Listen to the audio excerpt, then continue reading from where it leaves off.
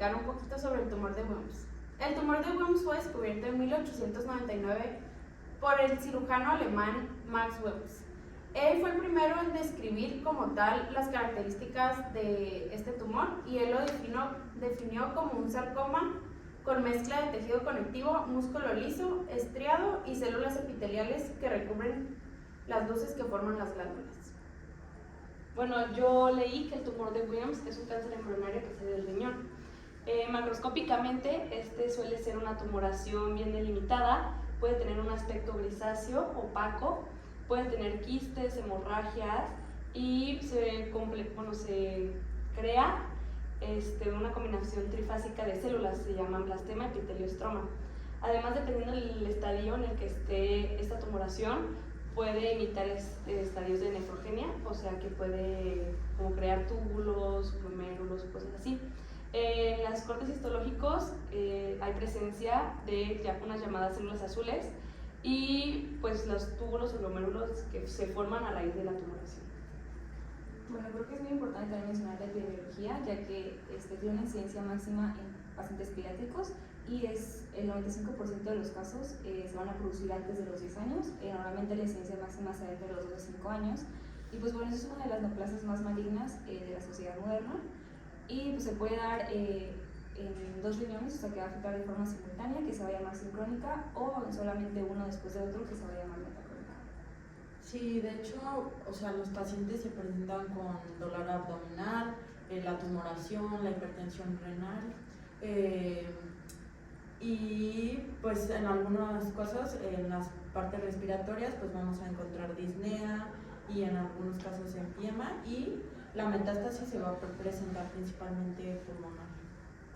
Pues más del lado de la genética de mi artículo, que era enfocado en el adenocarcinoma ductal pancreático, menciona que el gen del tumor de Wilms no es especialmente del tumor de Wilms, sino de otros tumores también, como el carcinoma hepatocelular, el cáncer de ovario o el cáncer de mama, entre muchos otros en el que puede estar presentada esta alteración genética, el cual la principal función de este gen va a ser activar la transcripción del gen de la interleucina 10, lo cual va a evitar que escape como de la vigilancia inmunológica y pues también principalmente la transcripción de la tumorigénesis. Bueno, yo creo que también es muy importante mencionar ahorita que todos los factores genéticos, también otros factores que influyen. Y bueno, uno de mis artículos hablaba justo de como las semejanzas de los diferentes pacientes y como sus factores de riesgo. Y bueno, pues lo que dice es que es más común en áreas con recursos bajos y población de raza negra.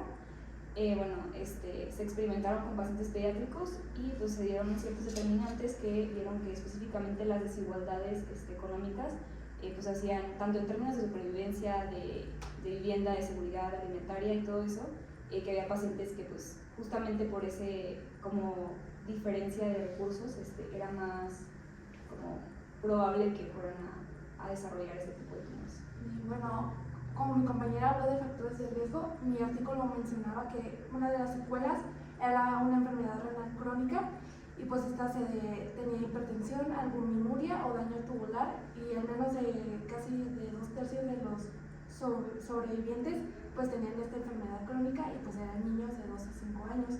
Y la principal era la hipertensión, que era la secuela más frecuente, con un número significativo de pacientes que muestran un patrón de descenso nocturno anormal. Igual, otro factor de riesgo sería el tratamiento que le dan a los pacientes que tienen el tumor de Wilms, que sería la nefrectomía, la terapia nefrotóxica y la lesión renal, pues está asociada a la radioterapia que tienen los pacientes y por eso después se le da una enfermedad crónica renal. Por lo mismo, sí, o sea, es importante como establecer pues el estadio y el estadio de la enfermedad a partir de la histología, ya que aunque la tasa de supervivencia es alta en estadios no tan graves, ya que presenta el 85 al 90%, en casos ya graves la tasa de supervivencia es del 35 al 38%. Por lo mismo, el estadio se trata de clasificarlos para evitar el efecto tóxico, ya sea porque en pacientes que chance y como no lo detectaste como tan malo, no le diste el tratamiento adecuado y entonces o le diste mucha quimioterapia y así, pues entonces hay que ver mucho en eso de lo del estadio. Sí, de hecho mi artículo habló sobre biopsias preoperativas o antes de la quimioterapia, y esto pues era para específicamente saber en qué estadio estaba el tumor y saber cómo tratarlo. Ajá. Por ejemplo, había unos que no podían ser tratados ya con quimioterapia, solo nefrectomía, que eran los que histológicamente enseñaban anaplasia. Entonces, o sea, así pudieron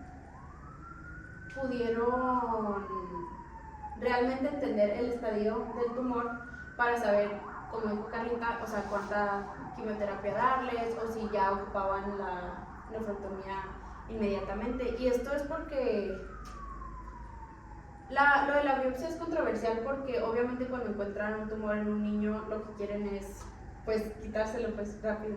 Y como el tumor de Wilms está diagnosticado solamente clínico, no ocupa confirmación histopatológica, entonces por eso es que hay tantos errores cuando se les asigna qué tipo de quimioterapia o la nefrectomía o el tratamiento que ocupen.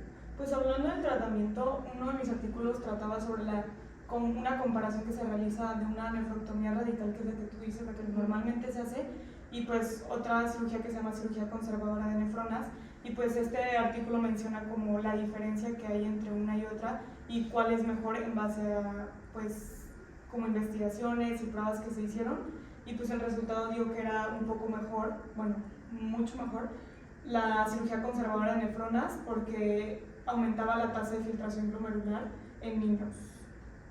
Bueno, justamente ahorita que están hablando como de las cosas que hay que tener cuidado y de tratamiento, mi otro artículo se trataba justo de la rotura preoperatoria del tumor.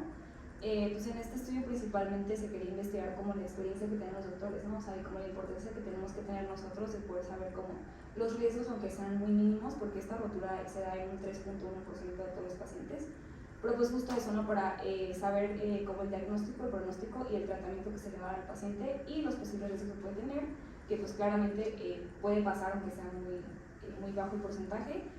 Y bueno, en esta rotura pues se habla principalmente de que se da antes de todavía pasar la cirugía, y normalmente los pacientes ya traen un antecedente de algún traumatismo, que eso hace que pueda propiciar a que se rompa el tumor, o algunos se da de manera espontánea. Y bueno, pues estos también cursaban con metástasis pulmonar, la gran mayoría de los pacientes que se hicieron en el estudio, o sea que estos ya tenían un estadio mucho más avanzado del tumor, y el principal signo fue el dolor abdominal agudo. Y bueno, también se dio a conocer que hay un mayor riesgo en pacientes que tienen el tumor mayor a 5 centímetros, entonces también es muy importante como saber tanto el estadio como qué tanto creció el tumor, tanto qué tratamiento se le va a dar, y pues entre los criterios radiológicos más importantes para pues poder saber si esto de que va a propiciar o puede ser de que más predisponente a que se rompa, pues eran principalmente los derrames retro o intraperitoneales, hemorragias agudas, fracturas tumorales y ascitis seminolíticas. Yo encontré que en mi artículo, o sea, como una sugerencia nueva de diagnóstico, sería, ya que anteriormente para el diagnóstico cortaban el corte histopatológico y se hacían estudios, pero aquí pues no había como mucha correlación entre la orientación del grosor, ya que no era como lo mismo que se estaba estudiando. Entonces, en sugiere una guía de corte tridimensional, esta para orientar específicamente el grosor de la rebanada obtenida en la muestra. Y ya al estudio, pues esto todavía está en estudio, no es probado todavía en niños, pero se está estudiando en adultos y como que sí están relacionándose más los datos. De hecho, hablando de diagnósticos nuevos, yo leí un artículo sobre encontrar el marcador tumoral, que es el ctADN, en la orina y en el suero. Y de hecho sí pudieron encontrar el ctDNA en el 87% del suero de los pacientes, pero solamente el 27% en la orina. Y de hecho esto es nuevo para tumores renales, pero ya lo habían estado haciendo para el cáncer de mama.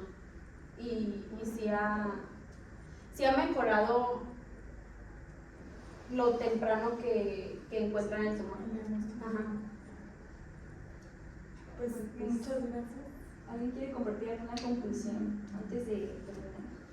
Yo quiero agregar, bueno, justamente, solamente como para terminar, ¿no? Como la importancia que es como saber, tanto como médicos como en general para las personas, porque pues siento que es muy importante, primero que nada, de que el primer factor de riesgo que son los niños, y segundo, como mencionamos, de que hay muchísimas cosas que todavía no están bien estudiadas o que pueden pasar y que normalmente de que los doctores pasan por alto, y también la incidencia tan grande que tiene, ¿saben? O sea, porque no es como algo muy raro.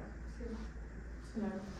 Bueno, a mí me gustaría agregar antes de terminar que mi artículo fue muy interesante, aunque siento que estaba un poco raro porque fue hecho por inteligencia artificial. Se basaba en tomar como muestras de diferentes niños de sus tumores para crear imágenes basadas en inteligencia artificial para sacar los resultados de las quimioterapias, ya que están hablando de un tratamiento. Y se llegó como al final de todo esto, que es como el 70% de estos niños, sus cambios del tumor suelen ser necrosis, sangrado y regresión. Además de que leí, de que, pues, no sé quién habló de la anaplasia, que es como, una vez que se ve en el corte, es como lo más desfavorable que se pueda ver en un paciente, y pues ya de ahí depende si se sigue con la quimioterapia o pues si se hace la resección de este tumor al niño. O sea, la inteligencia artificial veía el pronóstico de la quimioterapia antes de hacerle la quimioterapia. No, o sea, tomaban como las muestras y ellos, la misma inteligencia generaba como el corte Sí, histológico. más bien como que estudiaban y ya sabían como que tan buen pronóstico o mal pronóstico. Wow. Eso está muy interesante. Está muy padre. Pues muchas gracias. A la doctora.